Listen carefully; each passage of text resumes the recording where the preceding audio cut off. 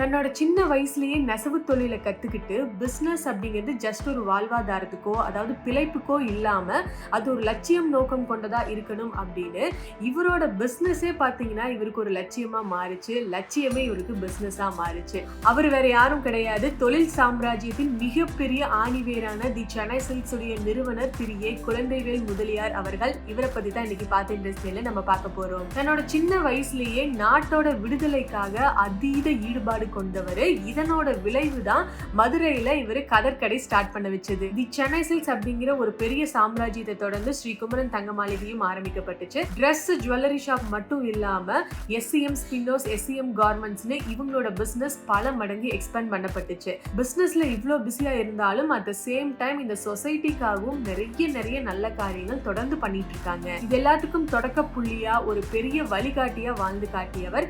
விடுதலை கனவோட சேர்த்து தொழிற்கனவையும் கண்டவர் திரு ஏ. குழந்தைவேல் முதலியார் அவர்கள். ஆடைகளின் பிரம்மாவா இருக்கக்கூடிய இவருக்கு இவருடைய எல்லா மகன்களும் ஒன்று சேர்ந்து ரீசெண்டா இவருக்கு 100 விழா பயங்கர கிராண்டா செலிப்ரேட் பண்ணியிருந்தாங்க. பல கோடி கஸ்டமர்ஸ், பல ஆயிரம் எம்ப்ளாயர்ஸ் இந்த மிகப்பெரிய வணிக ஆலமரத்துக்கு விதை போட்டது மட்டும் இல்லாம அதை பாதுகாத்து வேர் பிடிச்சு வளர செய்த ஒரு மனிதர் தான் திரு ஏ. குழந்தைவேல் முதலியார் அவர்கள். சோ அவரை வாழ்த்தி வணங்குறதுல தி கோவை மேல் நாங்க ரொம்பவே பெருமைப்படுறோம்.